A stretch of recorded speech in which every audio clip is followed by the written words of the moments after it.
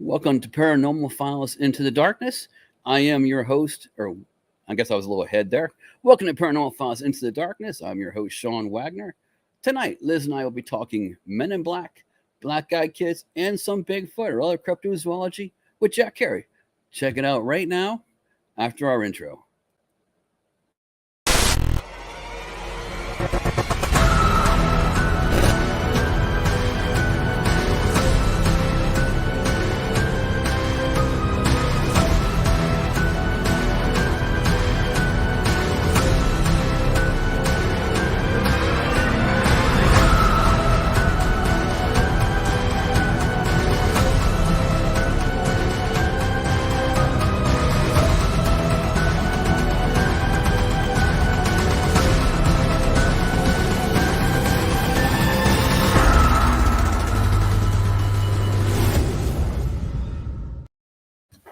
All right, it's time to bring on my lovely co-host for tonight, Liz Jumper. How you doing, Liz? Good, thanks. How are you, Sean?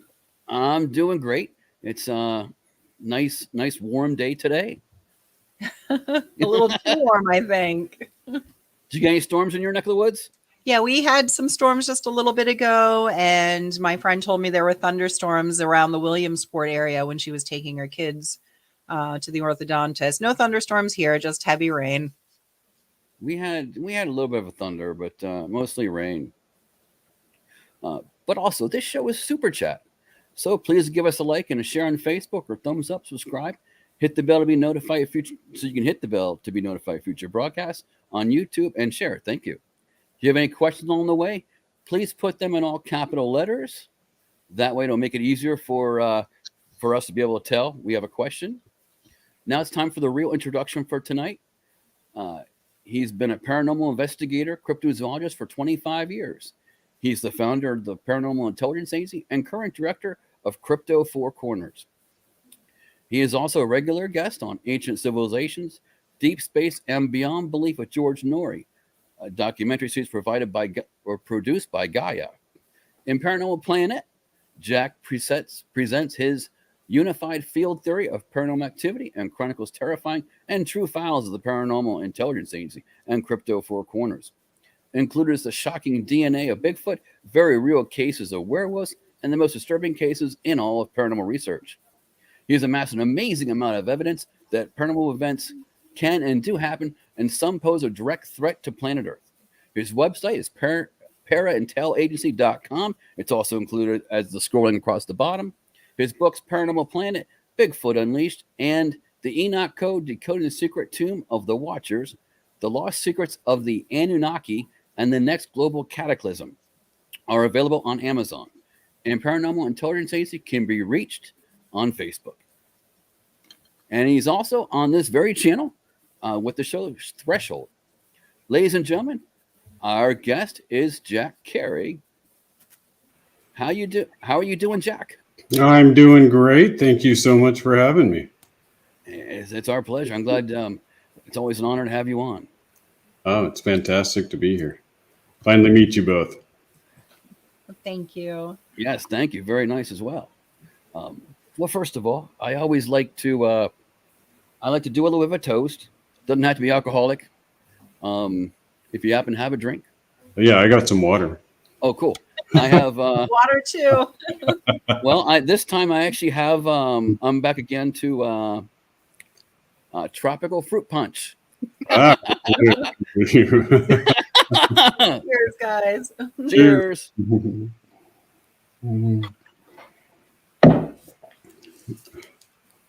All right, and I also have some water, of course, as well, right nearby me. That's always nice to wet the whistle before you talk. Anyway. Oh yeah, definitely. But one question I have is, what were the thoughts of your parents on the paranormal and cryptozoology while you were growing up? Well, I grew up in southeastern Oklahoma, and it was during the era, I was born in 1973, and it was during that era where there were a ton of Bigfoot sightings going on right there on the border of Oklahoma and Arkansas and going into the Ozark Mountains. And I was raised with my grandfather on my mother's side was half Choctaw Indian. And he always assured me from a very early age that they were real. And it's funny because I even wrote about this in my book, Bigfoot Unleashed, but my earliest television memory ever is of begging my parents to get out of a Saturday afternoon chore they had of making me and my sister wash the car in the driveway so that I could watch a documentary on Bigfoot. That's my very first television memory. And I was growing up in that area where sightings were happening all the time, and they still are. And so for my parents, cryptozoology, my interest and love of Bigfoot was something that didn't seem that odd to them, But the paranormal is something too. I grew up in this. It was an old antebellum mansion that my mother ended up buying and restoring, and it was completely haunted. From a very early age, I saw full shadow entities walking around, and we had a number of occasions where all of my mother's dishes were removed from the kitchen cabinets in the middle of the night and shattered into tiny, tiny little pieces on the kitchen floor. It happened 3 times before she actually installed locks on all of the cabinets so that they couldn't be opened. And we wouldn't have heard a single sound, of course. It was the next morning. So I kind of grew up in that environment, from a very, very early age. Do you still do some regular paranormal investigations too? I absolutely. I don't do, and I never really have done ghost investigations. And the reason for that is ghosts for me are not an unsolved mystery. Mm-hmm. I know they exist. The real question now is, why do they exist? And, this whole presupposition, I think, that a lot of paranormal investigators have, that they must have some unfinished business or some other type of what I call a make you feel good scenario by which it can be resolved, is offered. And, I often would offer the opposite. Who's to say that there isn't some sort of what I call a moth trap mechanism, where when you die, if you're not at a particular vibratory rate or something, you just get stuck in this plane and there's nothing you can do about it. You know what I mean? And in every instance where an EVP has been taken by a ghost team investigating an area, almost in every instance, the ghost is asking for help. You can watch these shows and time and time and time again, although no help is ever offered, really. Sometimes they'll have an expert come in and try to do a cleansing or something like that to help them move on. Well, maybe they don't want to move on for a reason. You know what I'm saying? You're like shoving them out the door to a horrible fate. How do you know? We don't know anything when it comes to that, but we know they exist. And for that reason, and for the reason that I don't think there's any way to take that mystery any further than that right now, that I just don't bother with them. You have a good point there, because we get, most of the time we do investigation, we get some, at least EVPs that come from out of the air that none of us said, and that's a sign that there has to be something there. At least something's causing that to come across. Oh, sure. I think the overall evidence for the phenomenon as a whole is so mountainous that you would have to be blind to not say that they're there. They are in fact there. We just need to figure out why they're there, and if they are in a state of distress, which they apparently are trying to communicate to us that they are in. I find that it's disturbing, and it's not something that you want to think about when you're going to sleep at night. For sure. So Good point. Is Liz? Do you find that to be the case too? Because Well, you know how I feel about the ghost things. I get bored with them. I mean, I that's like true. doing them, but Yeah. I get a little bit bored. I like the scarier demonology stuff myself. But I mean, I think you're right. Maybe those stories are there more. Well, I don't know. Maybe the stories there, what our imaginations want us to hear, there is no solution for, but maybe it's to make us feel better about the afterlife and not, not necessarily to help whatever is there. yeah, So, I mean, we do that to help the living, not necessarily to help the dead. I mean, what can we do if they can only tell us a portion of it? Really, what can we do to help them? Very good. Very true. yes, and psychologically, people are prone to taking the easy way out when it comes to thinking about things like that. And a couple of experiments come to mind that you can look up that are out there that were formal experiments conducted by scientists, some of which, or one of which, used a Ouija board to great effect. And one of the statements that this entity made, this dead person, if you will, if it was a dead person, made to them was, they asked the question, are there a lot of ghosts over there? Are there a lot of trapped spirits? And the reply was, phantoms fill your skies. That was the reply. And I thought, wow, what a descriptive, Right. That is something. reply. Yeah. That there's that many, that they're literally, they fill the skies when you're over there on that side. Mm-hmm.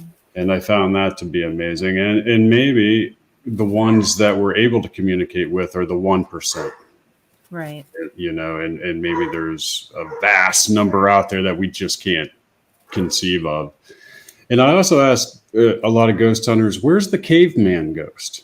I want to meet the caveman ghost, and there are no caveman ghosts. I come across a caveman wielding a club, grunting and stuff, and I always wondered why. How come there's no caveman ghost? Is there a time factor involved? Like, do you expire as a spirit at some point? And at some point there were cavemen ghosts, but they just they expired. It just got to fit. Like a second death or something. Die on the other side as well. Right. It's like the caveman ghost theory I've been working on for years. That's an excellent point. Yeah. Everything's always semi-recent, Mm-hmm. or at least within within 100 or a couple hundred years. Exactly. And so, it's something that's always bothered me. I'm like, where's the T-Rex ghost? We gotta.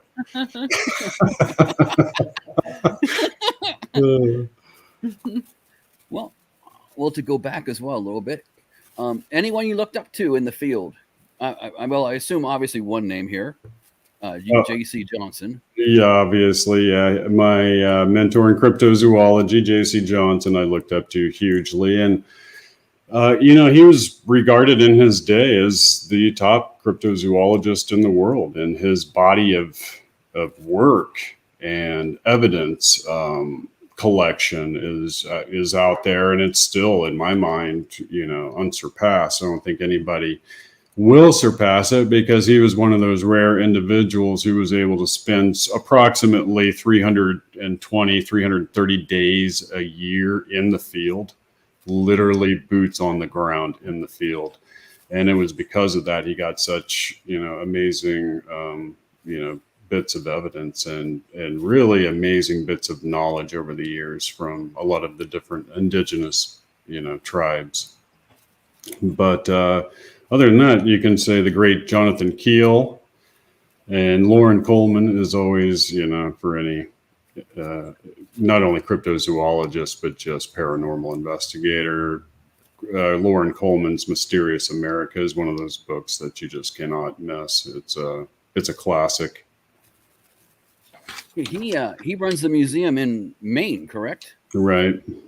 And that's in Portland, right? Right. And he was one of those trailblazers of cryptozoology. All of the cryptozoologists out there today are kind of standing on the shoulders of a few individuals who really made it what it is. And Lauren Coleman's definitely one of those guys, you know. So, but his book is an amazing book. And I tell people a lot to look at there's an appendix in that book. And it's a very interesting appendix for any paranormal people to look at.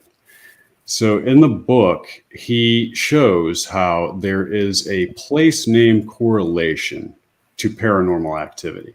This is one of the things that led me to my unified field theory of paranormal activity too, was thinking about this. So when you're looking at a map of anywhere in the United States and it has a devil place name, it could be anything like Kill Devil Hills or Devil's Knob or, you know, et cetera, et cetera. There's 100 of those out there. Every one of those locations is a location that has paranormal activity reported at it and did as well at the time when the pioneers came across those areas and named them those devil place names. And those people were highly religious and they saw this paranormal activity and they said, that's the work of the devil. And they would give it a devil place name, you know, Devil's Tower in Wyoming and things like that. And that's interesting because there's another researcher out there, a guy named David Paulides, who you guys probably know with the Missing 411, and he's got a book called The Devil in the Details, where he makes a correlation between missing people and, you guessed it, devil place names. And when you look at Lauren Coleman's appendix, primary among all of the paranormal activity listed in those areas is missing people. And that was published 20 years before David Paulides came across the same thing with the missing people in the national park system. Well, it makes sense that in terms of the people who went through there first, seeing some kind of activity, because somehow it had to start with the name devil being in there. Right. And a lot of early accounts, you know, of Bigfoot, they called them mountain devils. That's another, you know, giveaway too. A lot of the early articles, they're called mountain devils. All right. Well, what have you found from studying the Men in Black, for example? Yeah, the Men in Black, you know, it's a topic that is endlessly fascinating. And not only, I think you guys have the photograph of what I believe to be two very real men in black who appeared, got their photograph taken on a hotel security camera walking into the lobby, attempting to contact an employee who worked there but was not at work that day, who had just had a UFO encounter and was talking about it online to various those guys. That's the one right there. So this is the photograph I believe to be authentic. The other witnesses who were behind the counter when these guys got there said that they looked identical, like two twins, and that their mannerisms were strange. That's the same thing that's always reported with Men in Black.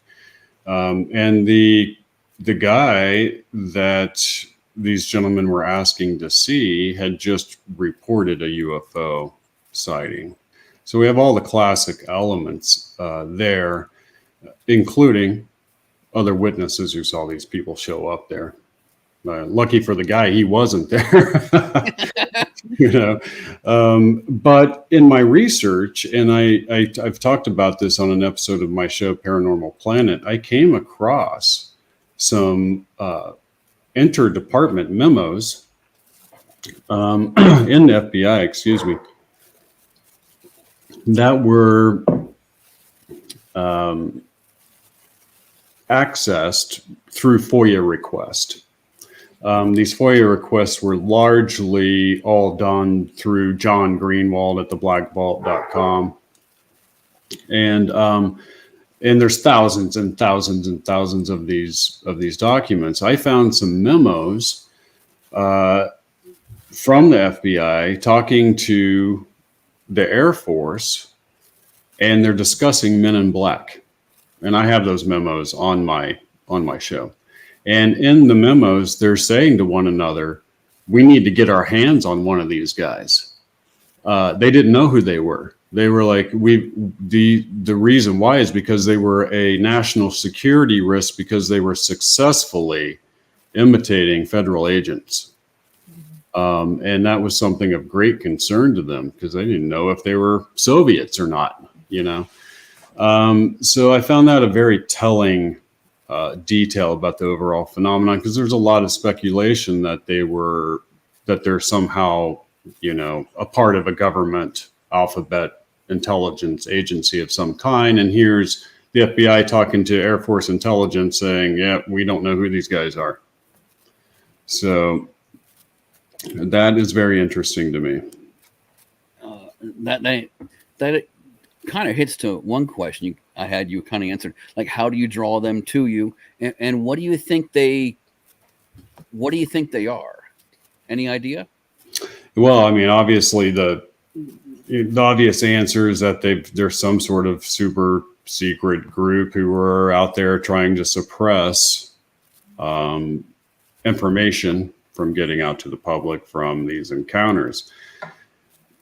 That's just speculation, because we try to speculate as to a motive, but a lot of their statements are just that. They're trying to suppress, telling witnesses not to talk about what they've seen, etc.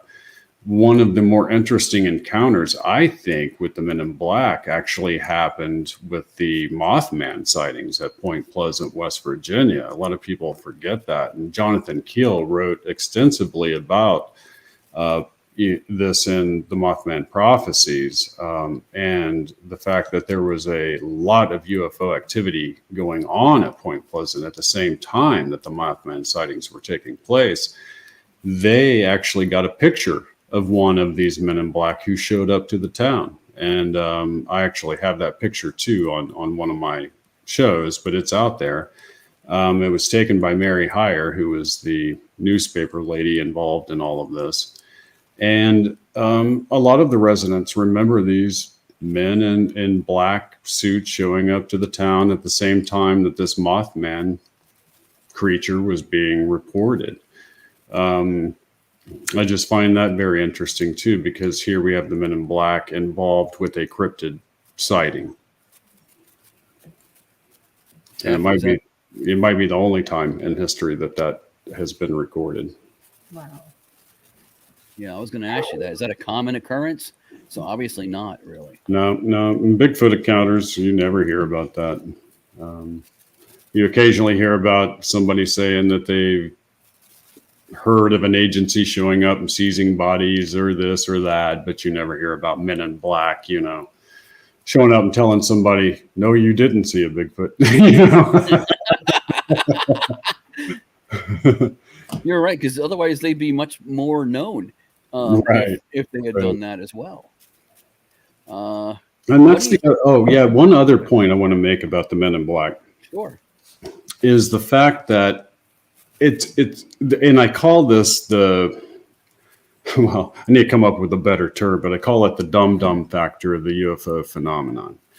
So you have this alien intelligence, right? And let's presume, let's theorize, and it's producing these clones, if you will, and they're coming down and they're interacting with us as humans, and they're trying to scare witnesses out of telling about their UFO incidents and etc. Well, it's like this alien intelligence kind of gets it. It kind of gets our culture, but it doesn't quite understand the whole time concept and the idea that fashion goes in and out over time. And so the Men in Black keep showing up in these 1950s black tailored suits with the top hat, and they're rolling in a 1950s Cadillac that looked like it came right off the lot, you know. And it's like the alien intelligence doesn't quite get it. It needs to update the car to maybe a Lincoln Navigator, a black one, or something like that. It just doesn't compute. And so it's crazy to me. And there's always some kind of weird laugh factor like that. Like, you just can't quite explain it. Like, if this is a highly advanced alien intelligence and it's doing this and it's creating these things. Wouldn't it kind of get that? I mean, and make them more modern looking and, you know, really fit in and not stand out. Well, in the 1950s, these guys would be, you know, they look like every other guy. That's one thing I did try to find that I could not find was some kind of video or something of them getting into a car. Because I was really hoping to find some kind of picture, at least a picture of them in a car. That was, I did see something. It claimed to be it, but it was like a trailblazer. So I'm like, nah, there's almost no way.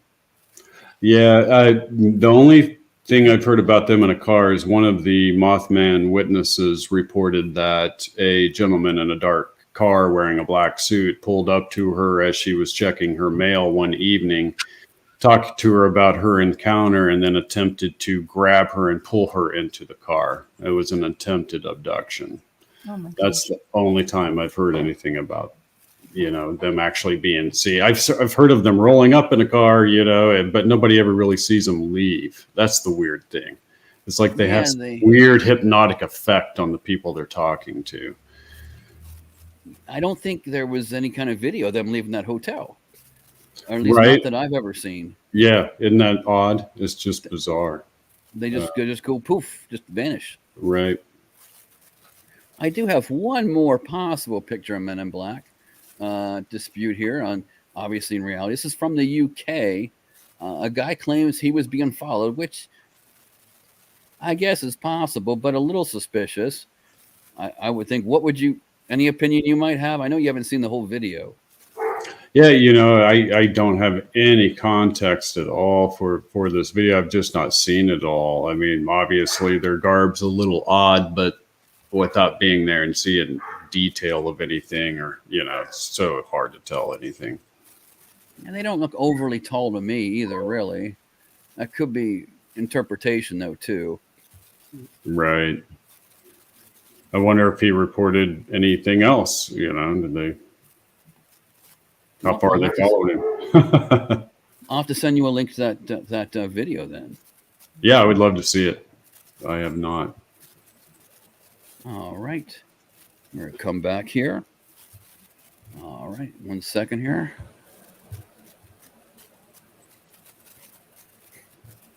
All right.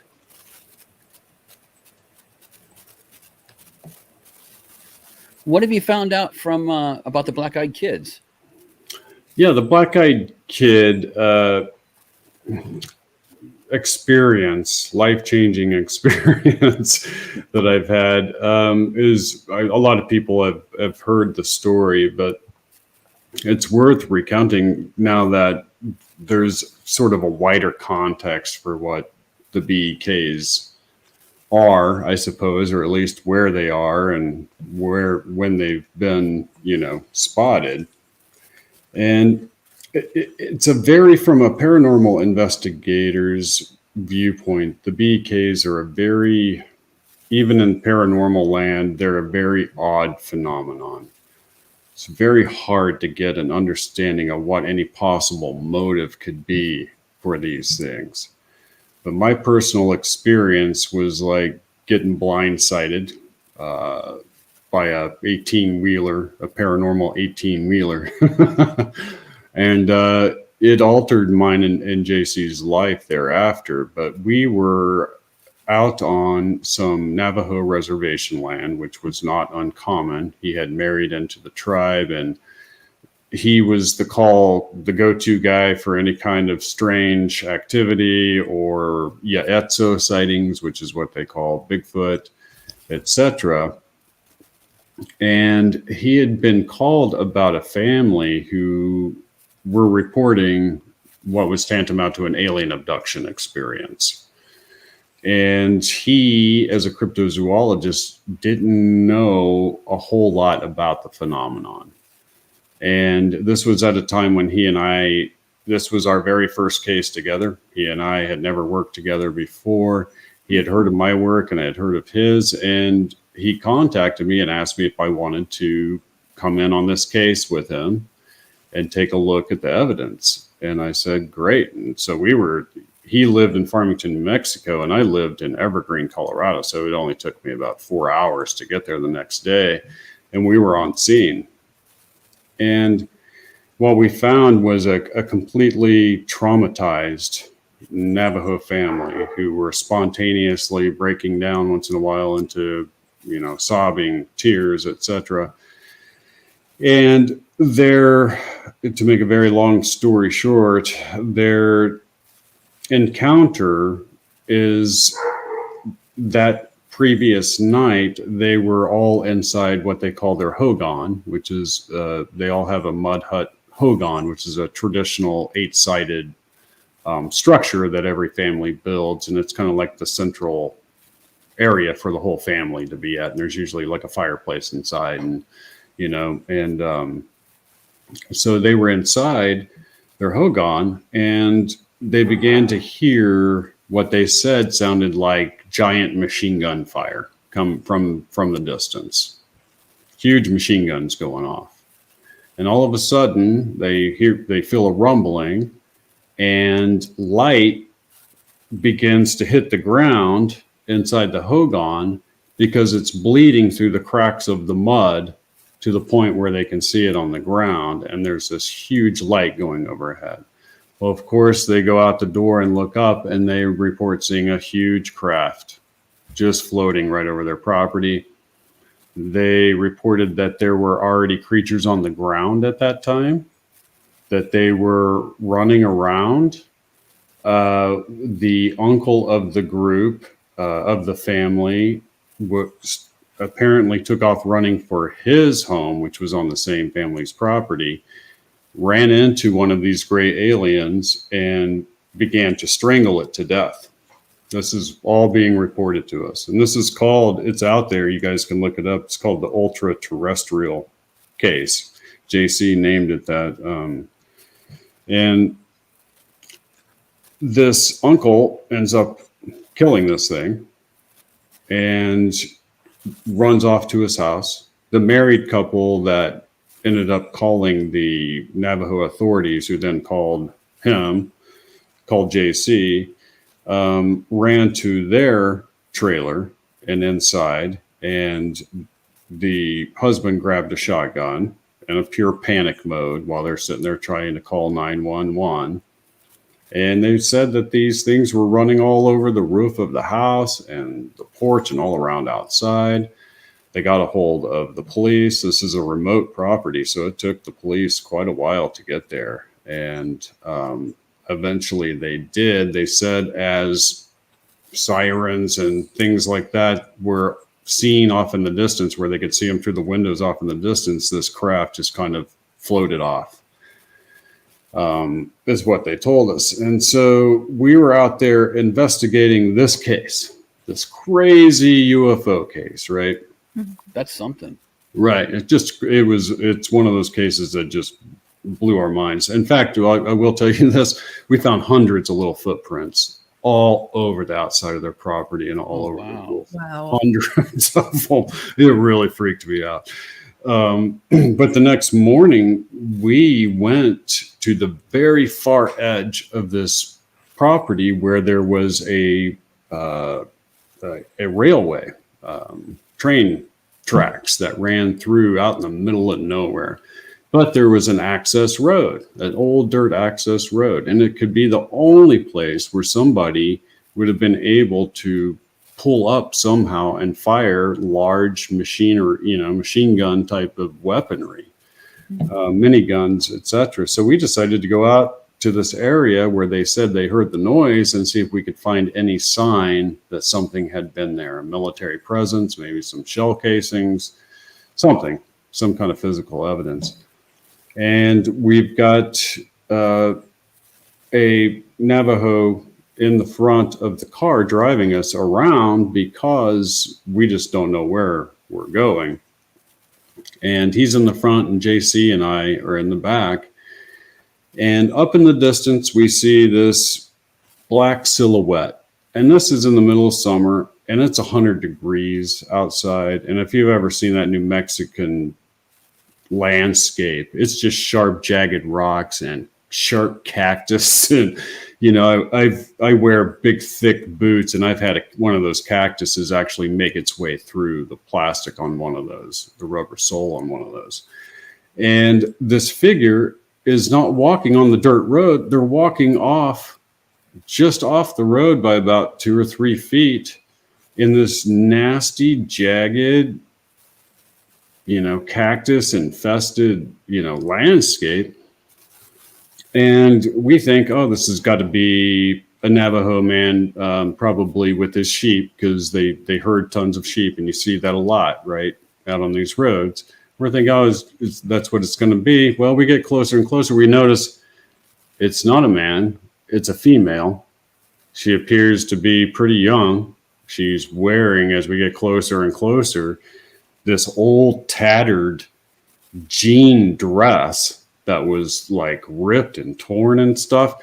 And I'll never forget, because I glanced down and she's got on 6-inch high cork high heels. 6-inch, those old cork high heels that used to be popular like in the 70s or whatever. And wow. Yeah, it was just bizarre, right? That's what she's walking in, like in this crazy landscape. And as we get up, she turns towards the road and puts her head down like that. And JC was like the consummate gentleman, a very religious man, and would give you the shirt off his back. And he's sitting next to the window that we're pulling up to her at, and he rolls the window down and he says, "Ma'am, do you need any help? Can we help you? Because we're thinking this girl's going to die out here, And she looks up and her eyes are just pure black. There's no white at all.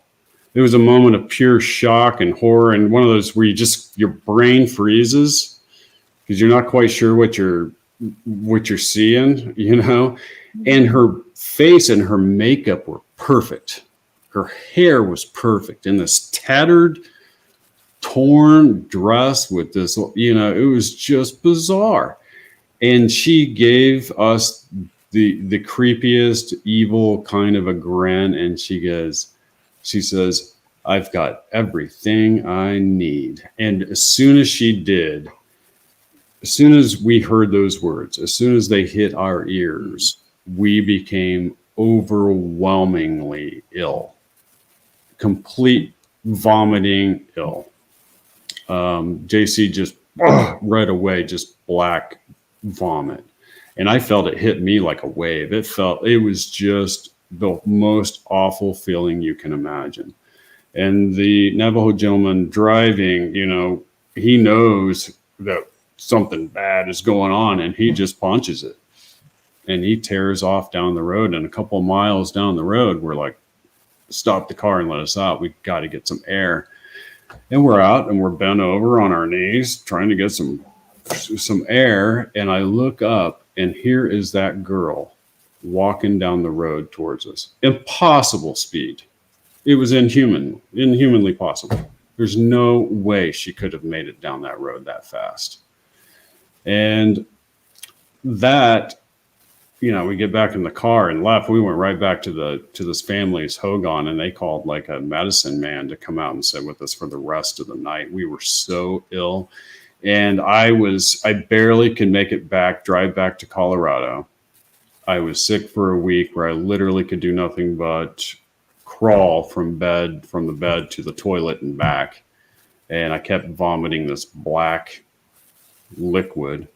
And JC was never the same again. It fried his brain. He had this like world-class, world famous sense of direction and everything. And it was just gone.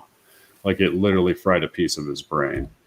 And, that phenomenon was first reported by Brian Bethel, a man named Brian Bethel up in, I think it was North or South Dakota, maybe it was Texas.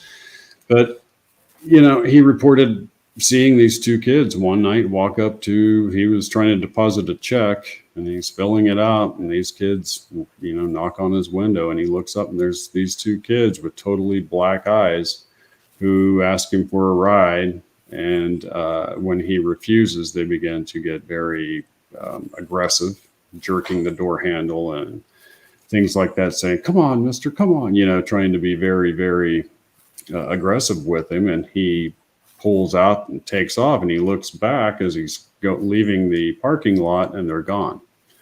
And ever since that time, there's been a lot of BEK sightings, some of which are people who in the dead of night have had two children show up to their porch, ring the doorbell, they open the door, there are these black-eyed kids asking them to come in. And almost in every case, the people can sense there's something very, bad going on, and they always close the door when you hear about these eyewitness accounts. And one of them, I found it's an outlier case, but I find it very interesting because they let the kids in. We don't know if some of these people let the kids in and then they just disappear and the people are gone, But in this case, the people let the two kids in, and the two kids walked around the house from room to room, and then walked back into the living room next to the front door and told them, we're in the wrong place, and left. Right. And as they leave and they're walking out, and the lady kind of, turns her head to her husband. It's like, what is that all about? And they look back and they're gone. And so I don't know, in my mind, I've debated what that could be. What are these things? Is it just another manifestation of the alien presence on this planet somehow? Right. Could that possibly be it? I just don't know. So what did your driver say, though, the guy who was driving you? What did he feel about the whole thing? Did he see her face? And he did. He did not know what to say, and he did not speak at all the rest of the day or the next day. He stayed in the mud hut Hogan with us and the medicine man. He did his chanting all night long. wow. But they are very superstitious people, and to get them to open up at all is kind of a miracle. And so, Right. Yeah. I didn't know if they had shared anything or said, "Oh, yes, we know of this." We No, think of nothing like this. that. Wow. Nothing like that. So you don't even know if any of them had seen something similar in the past. No, never. If they had, they sure didn't let on like they had. And they were pretty open about all of their Yaetso sightings, their Bigfoot sightings. Yeah. And were very helpful in us collecting DNA that went into the Sasquatch genome study that, Dr. Melba Ketchum actually ended up conducting. That was such a big to-do in the Bigfoot community. But yeah, it's one of those things that we definitely never going to forget. I will tell you this, though. This is an interesting part of that, of the ultra terrestrial case, was the family said that with the police showing up to the property, there was a black SUV. And this brings us back around to the Men in Black. Right. And this black SUV had a gentleman, and just one guy, who the Navajo husband described as a universal soldier. That's the only thing you could equate. Have you ever seen the movie Universal Soldiers, where they're kind of like a super soldier? There's these big muscular guys that are just hardcore military type with just armed to the teeth. He said this guy must have had 6 guns on him, and that he, and that he was telling the other police officers what to do. Wow. And he heard the couple telling the police officer about the uncle running into the alien and choking it to death. Mm-hmm. And as soon as he heard that, he got into his SUV. He drove right over to the uncle's trailer on the same property. It was probably 300 yards away. He goes inside and comes out carrying something and places it in the back of this SUV and then leaves the scene.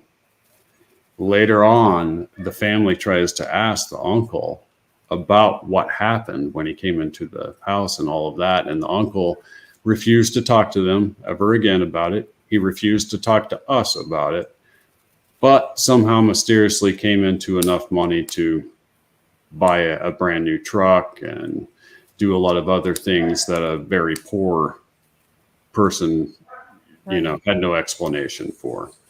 So that was a very interesting part of that whole case. Wow. That is amazing. Yeah. Yeah. I was going to ask you as well, certainly, if you had any idea what they were, or the Men in Black Some people theory that the Men in Black could be some kind of alien human hybrid. Right. And, it always occurred to me, what are the, I'm a probability guy. I like probabilities and statistics, etc.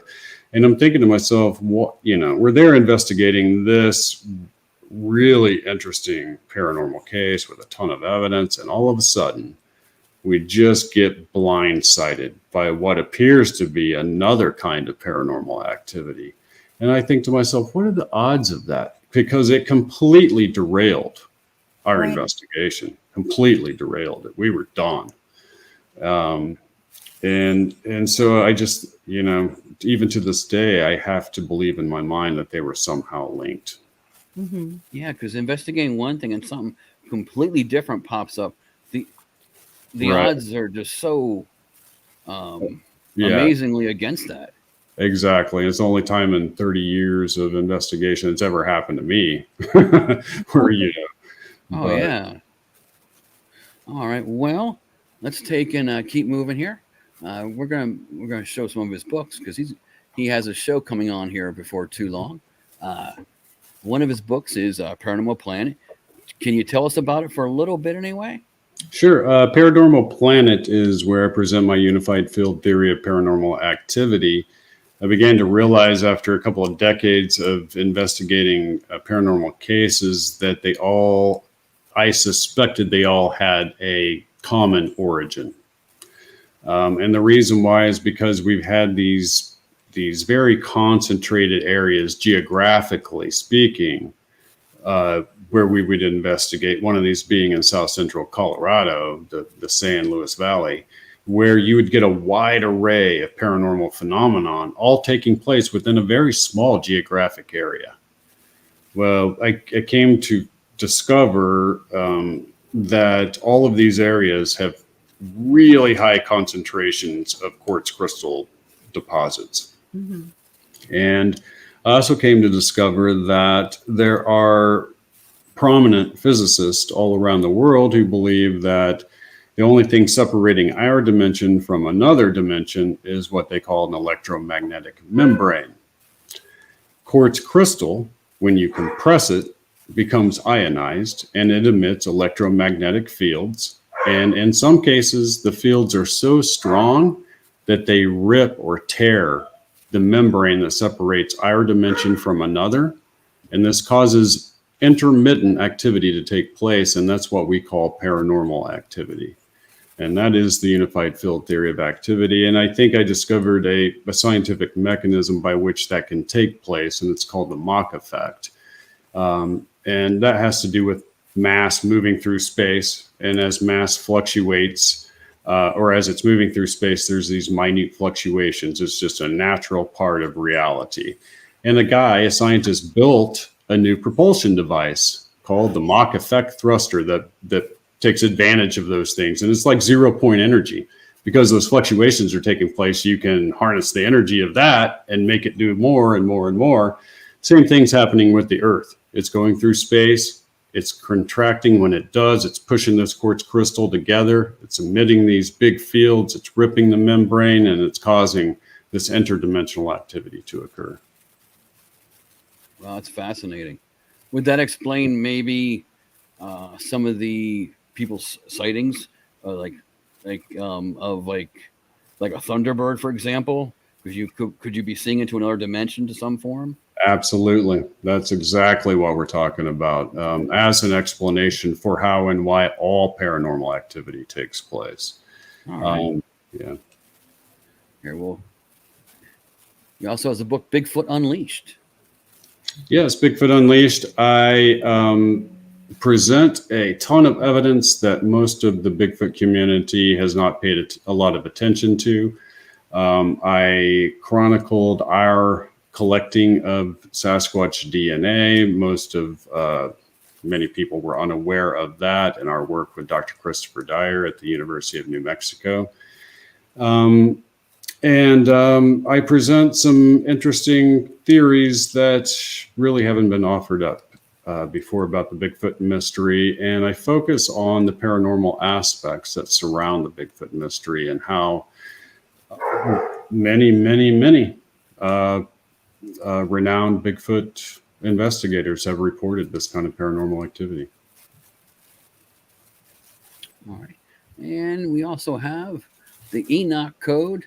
Yeah, the Enoch Code. So I'm proud of the Enoch Code. I just released it. It is the culmination of, maybe 20 years of research overall. And it is decoding the secret tomb of the Watchers, of Enoch's Watchers, if you know about that story. And it's about the lost secrets of the Anunnaki, if you know anything about ancient mysteries and ancient alien theory. And it's about a code that they seem to have embedded in ancient oral mythologies that predicts when the next global cataclysm will take place. And just real quick, September 23rd through the 25th, there is the Gaia-Sphere convention taking place in Boulder, Colorado. I will be a speaker at that convention. And I will be talking about everything, basically all the same subject that's in my book. And there'll be a lot of great speakers there. Tickets are on sale now. You'll get to hear from people like Graham Hancock, Nassim Harriman, Eric Von Daniken will be one of the speakers there. So I'm really honored to have been chosen to present at that. And I'll be doing a 1 hour talk, and they're going to be simulcasting that to 180 different countries. So that's going to be really cool. That's awesome. Do you have any other appearances as well? That's it for now. So, all right. Wow. All right. Well, we're about out of time. I want to thank our guest, paranormal investigator, cryptozoologist Jack Cary. Again, scrolling across the bottom, paraintelagency.com is his website, and also Paranormal Intelligence Agency can be found on Facebook. His books are available on Amazon. He has an upcoming page he just announced September 21st to the 23rd in where was it again? I'm sorry. 23rd through the 25th. He'll be in Boulder, Colorado. Yep. All right. Our next show will be August 18th. Shannon Rogers from A Ghost Ruined My Life and owner of Paranormal Explorations of America. September 1st, Kieran O'Keefe, a parapsychologist from the UK show Most Haunted. If you like the broadcast, consider liking and sharing. Thank you, everyone, for tuning in and watching on Facebook or giving a thumbs up, subscribing to the channel, or consider it anyway, and sharing on YouTube. If you watch this far, consider hitting the bell, also be notified of future broadcasts. All right. That's about it. Again, we will return August 18th. All right. And thank you. I understand you probably can't hang out with us for a moment, and I appreciate that. Thank you guys so much. I appreciate you having me. It's my pleasure. And we'll have to have you on again because I still have plenty of material. Right. Yeah, anytime. I'm always ready to chat. Thank you. Your stories were great. Thank you for sharing with us. Thank you very much. I appreciate it, guys. Yes. I'll see you next time. I'm going to See you around. over to my studio. Sounds good. Hey, thank you, Jack. Thank you. All right. Show. All right. Thank you. You've been watching Paranormal Files Into the Darkness, a Catskill Appalachian Research Collective production. For more information on this program and others like it, remember to like, share, and subscribe to CARC Universal today. To join the conversation on our Facebook group, become a member of the Catskill Appalachian Research Collective Facebook group. CARC. Relentless.